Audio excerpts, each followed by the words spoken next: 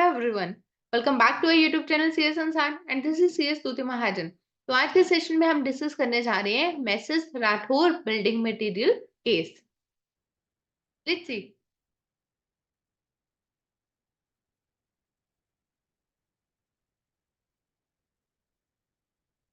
Penalty can not be imposed on the basis of presumption. तो आज के session में हम डिस्कस करेंगे एक बड़ा ही important case, Messrs Rathore building material versus commissioner of state tax. इसके अंदर क्या कहा गया था?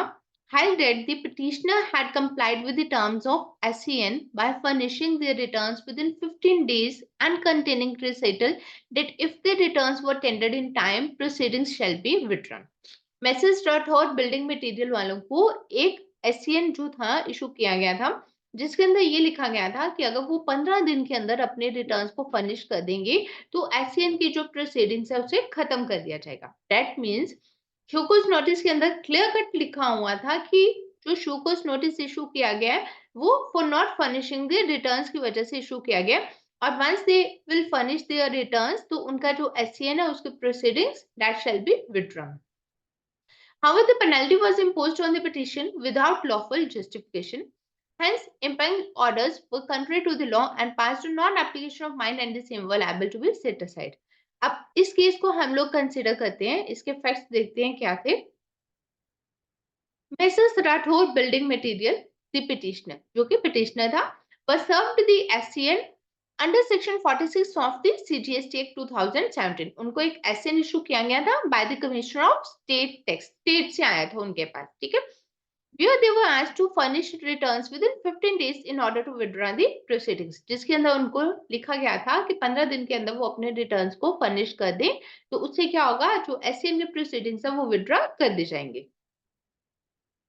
Subsequently, the petitioner furnished the returns within the time prescribed in the SCN. तो जो petitioner थे, petitioner कौन है इस केस के अंदर? Message Rathore building material. उन्होंने अपने रिटर्न्स जो थे वो 15 दिन के अंदर फर्निश कर दी. However, the respondent passed the order imposing penalty under section 125 of the CGST Act. तो respondent ने क्या किया, उनके ऊपर पेनल्टी उसके बाद इम्प्लाई कर दी. Recorded the date of reply submitted by the petitioner and returned the findings stating that no reply was furnished by the petitioner.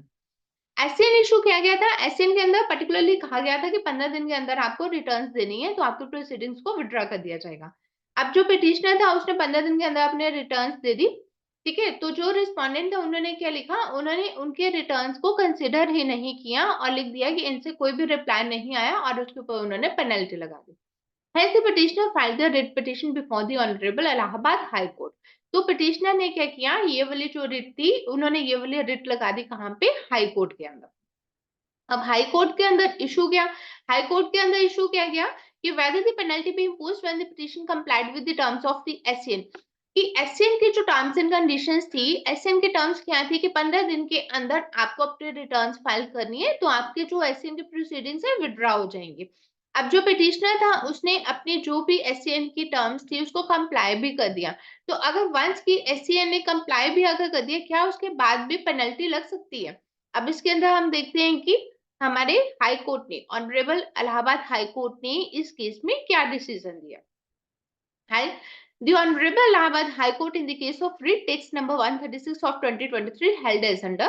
यहाँ पे अगर कोई भी आपका भी कोई केस इस तरह का है तो आप इसका वहां पे इस केस का रेफरेंस लेके अपना केस को कंसिडर कर सकते हो. Observe that the respondent issued the impugned order by imposing the penalty by returning the findings that no reply to the SCN was tendered by the petitioner.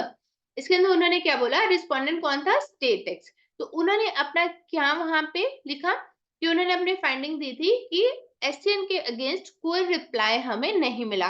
The finding is विटिरेटेड on account of non application of mind to the facts in the record. ठीक है, जबकि respondent ने अपने returns file कर दी थी और state ने क्या बोला, पिटिशनर ने अपने रिटर्न्स जो थी वो फाइल कर दी थी और रिस्पोंडेंट ने बोला कि कोई भी रिटर्न्स फाइल नहीं हुई है.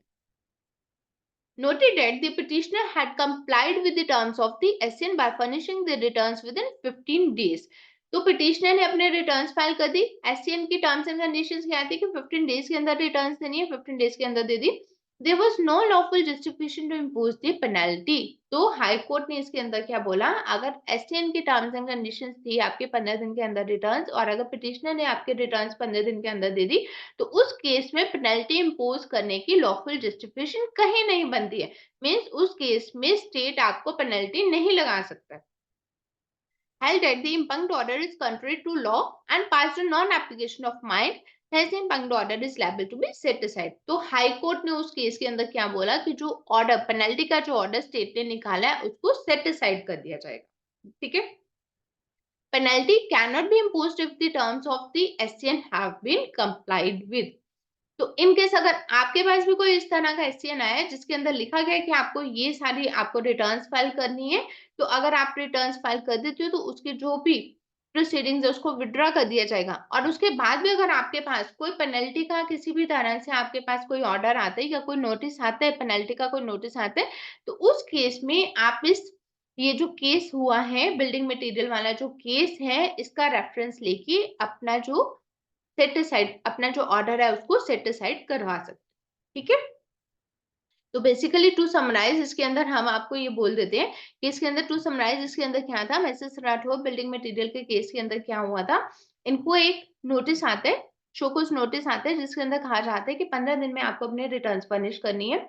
जो पिटिशनर है, पिटिशनर इस केस में कौन है, मिसेस राठौर बिल्डिंग मटेरियल, वो क्या करते हैं, वो 15 दिन में अपने रिटर्न्स फाइल कर देते हैं, बट स्टेट उसको एक्सेप्ट नहीं करता। स्टेट अपनी जो पिटिशन लगाता है, स्टेट क्या कहता है कि उसके अंदर कोई भी रिटर्न्स हमें नहीं मिली है, स्टेट उसके ऊपर पेनल्टी लगा देता है। तो उस केस में जो पिटिशनर है वो क्या करता है, पिटिशनर कौन है, मैसेज राठौर बिल्डिंग मटेरियल। तो ये लोग क्या करते हैं, ये अपनी एक पिटिशन लगाते हैं हाई कोर्ट के अंदर। अब हाई कोर्ट के अंदर जाते हैं, इनको एससीएन इशू हुआ था जिसके अंदर टर्म्स एंड कंडीशंस ये थी कि 15 डेज में अगर ये अपने रिटर्न्स दे देते हैं तो इसके प्रोसीडिंग्स को विड्रॉ कर दिया जाएगा। बट स्टेट क्या करता है, उसके ऊपर दोबारा से पेनल्टी लगा देता है। तो जब हाई कोर्ट उसको चेक करता है, दोनों के पॉइंट ऑफ व्यू को चेक करता है, तो हाई कोर्ट का डिसीजन किसके फेवर में आता है, मिसेस राठौर बिल्डिंग मटेरियल के फेवर में आता है कि उनको एससीएन इशू किया गया था, एससीएन के अगेंस्ट उन्होंने 15 दिन के अंदर अपने रिटर्न्स फर्निश कर दी। तो इस केस में पेनल्टी लगाने की कहीं पे भी नीड नहीं थी, लॉफुल जस्टिफिकेशन नहीं थी। तो हाई कोर्ट ने ऑर्डर क्या पास किया, हाई कोर्ट ने इसका जो भी ऑर्डर पास किया, स्टेट के ऑर्डर को सेट असाइड कर दिया और मैसेज राठौर बिल्डिंग मटेरियल के फेवर में किया कि पेनल्टी जो थी वो पेनल्टी प्रोसीडिंग्स को विड्रॉ कर दिया। तो इन केस अगर आपके पास भी कोई इस तरह का कोई केस आया है जिसके अंदर ये लिखा गया है कि 15 दिन में आप अपने रिटर्न्स दे दो, या जितने भी दिन में जो भी उसके अंदर नोटिस के अंदर टाइम पीरियड दिया गया है, आप अपने रिटर्न्स को फर्निश कर दो, तो आपको पेनल्टी नहीं लगेगी। और इन केस अगर आपको भी पेनल्टी लगती है और आपने अगर with in the time returns को फर्निश कर दिया है, तो आप message Rathore building material case का रेफरेंस देते हुए अपने पेनल्टी प्रोसीडिंग्स को सेट असाइड करवा सकते हो। So this is all for today. Thank you for watching this video. Stay tuned. Thank you.